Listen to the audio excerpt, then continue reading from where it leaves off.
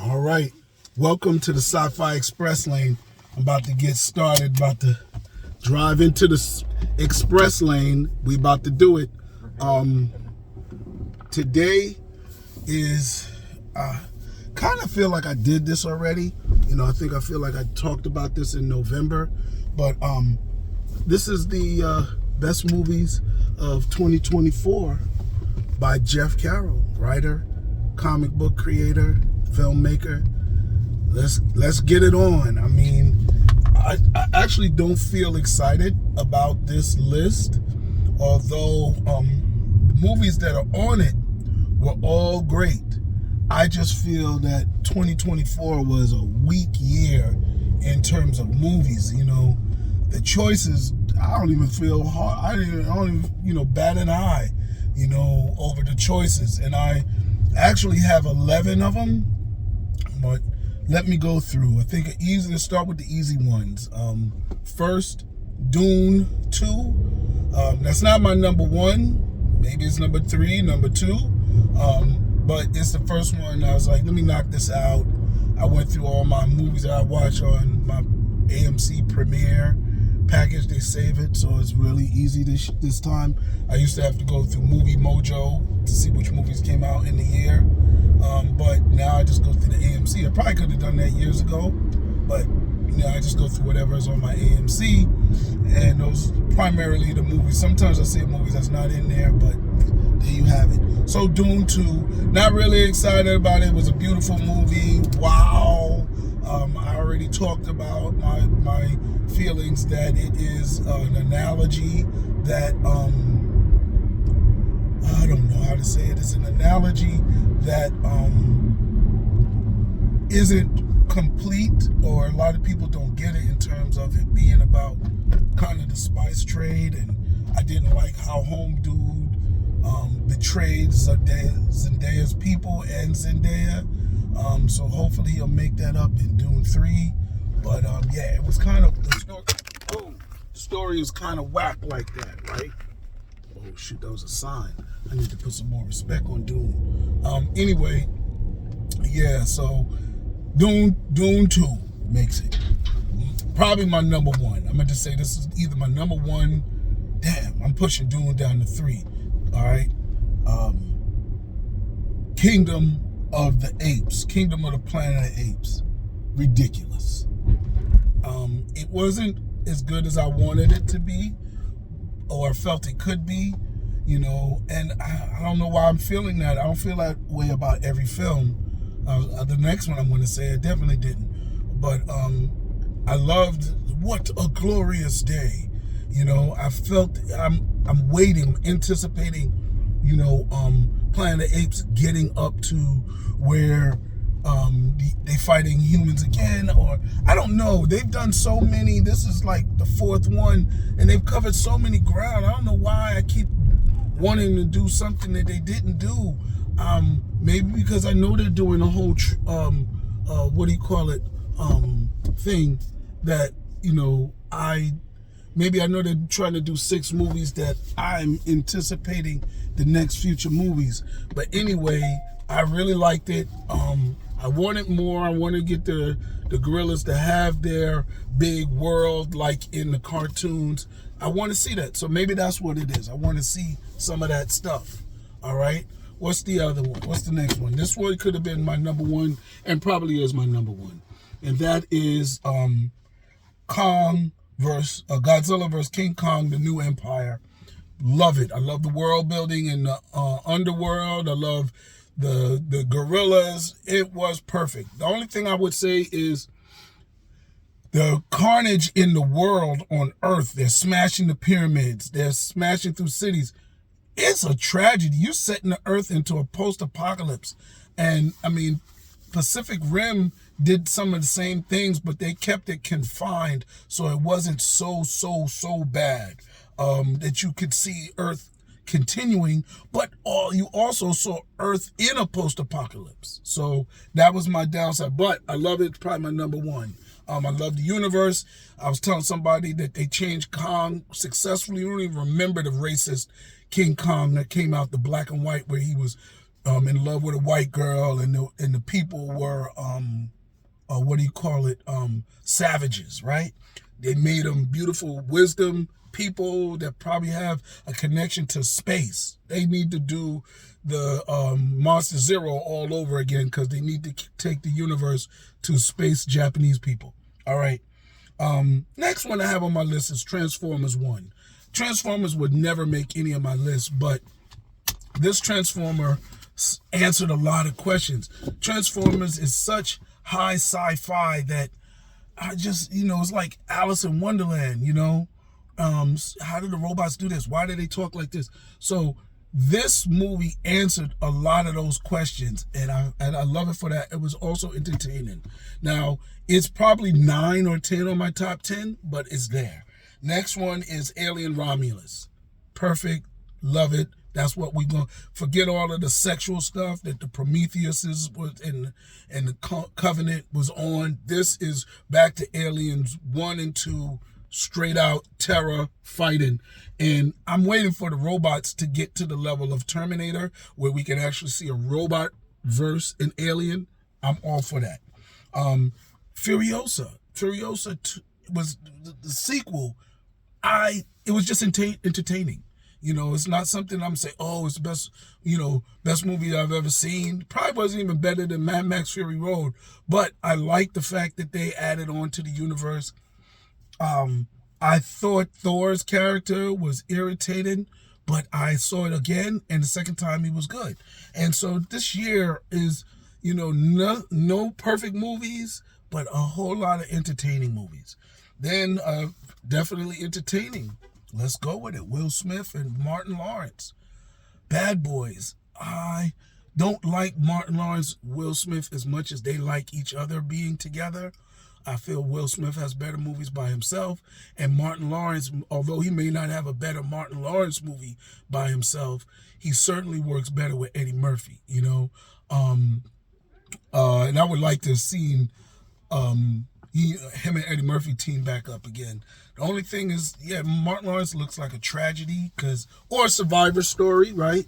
He survived a stroke or whatever he went through, but it's sad that he had to go through that in the first place. So it's sad and happy because of what he's able to do.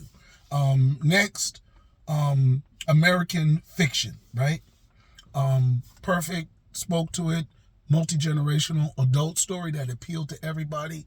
I love it. The Black experience. Come on. You're dealing with aged adults. Can't hate on it. Then probably my number 9 is The Beekeeper. Shouldn't be number 9. It's just last on my list because I thought of it late. It's probably number 5. That was another good movie. Jason Statham provided us with action. You didn't have the sexiness of one of the Transformer sidekicks, right? And that sexual energy. But what you did have was the best story. This was, we talk about Rebel Ridge. That should be on our top 10 list because Rebel Ridge is a good movie, even though it was on Netflix. It's like Prey, that movie came out a year ago. That movie should be on top 10 lists, right? So yeah. And then you have, I'm going to put Gladiator 2 as my number 10 because I like Gladiator. The fake sharks, CGI sharks was a letdown. What can I say, right? But the gay scene was cut out, the alleged whatever gay scene with Denzel. He kissed, who cares? I think the Roman world was full of that anyway. So what's the big deal? And then my number 11 could be my number 10 because of Denzel and Gladiator not being as good as I thought. And that was Origin. And that was a story very much like American Fiction. It raised a lot of issues. It raised conversation. I think probably like American Fiction, these movies aren't talked about enough. What the heck? I think they're just scared of what can be talked about from American fiction and specifically origin. We don't have Oprah Winfrey talk show anymore. We have like podcasts, and podcasts really go for likes more than ratings. They don't get you committed to a season. They don't have long-term advertisers, so they can't take on a subject like this. But it's still crazy. So that's my list. Yeah, Get Mad at Me, Wicked, it wasn't on my list. I don't know. There's a couple of them. I didn't see the Sonics. None of them is on my list, right? But yeah, you know what I'm saying? Things weren't on my list. Welcome to the world. I think overall my list this year was a mental health list. I tell people jokingly that I go to the movies every week, except for this stupid weekend and the first weekend in January where nothing's coming out. But I go to the movies every week to get entertained. You know what I'm saying? Take my mind off of the problems of the world. Straight escapism. So this movie, this year of movies was kind of, a bunch of medium stuff, man. Nothing. I mean, I didn't put Deadpool on there. Nosferatu was the last movie that I was looking forward to. That didn't even make my top 100. It's just, I think it died really because it was a remake without extra creativity. Look at King Kong. Look at Furiosa. Look at what is it? Planet of the Apes. All those are remakes, but they're on my top 10 because they breathed new air into this old story. Nosferatu is a bootleg Dracula. Do something new. You're killing me. So and like I said, Rebel Ridge should be on there, and I'm wondering, should my list include? Because if that's the case, buy Gladiator, like Gladiator 2, and Origin moves down to 12. Gladiator moves to 11. So anyway, that's it. Hopefully, and the mess up thing is 2025 doesn't look any better. We got a sequel to Avatar.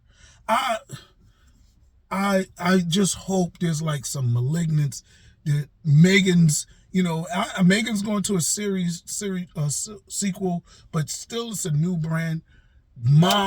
Give us something new. Give me something new. Now, finish the Planet of the Apes. We're going into Godzilla. What you going to do with Furiosa? If you're going to give us another Mad Max or something in the post-apocalypse, I'm all for it. Keep it going.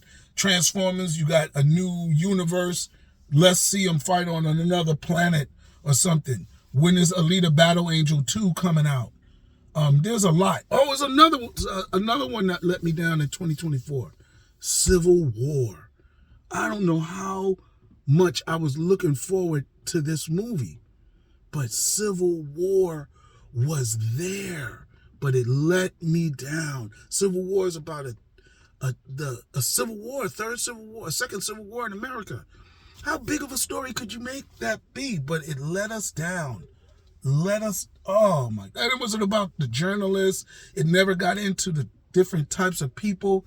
I mean, Rosario Dawson did a 4-ish series DMZ. That was a big letdown. That was 4 issues, and they told a personal story. We need a full-out war story. We need a sequel to The Spook Who Sat by the Door. Come on.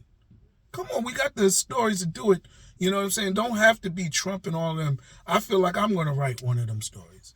I don't think we got any Star Wars last year. We didn't get no Star Trek. These brands are tearing up the series, right? Marvel didn't make my top 10. So it's a lot of movement going on. Anyway, this is Jeff Carroll. I rambled, but this is not just a running list. This is a conversation. So this is Jeff Carroll, Sci-Fi Express Lane. I'm expressing my thoughts. Did I say why Wicked didn't make it? All right, let me go back to Wicked didn't make my list because it was girly. That's not Barbie probably didn't make my list. But the other thing that Wicked didn't do was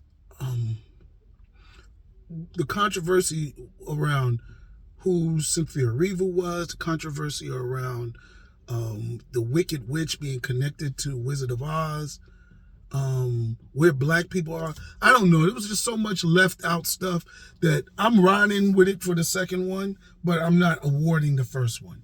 So anyway, Jeff Carroll, Sci-Fi Express Lane. Like, subscribe, share, and comment.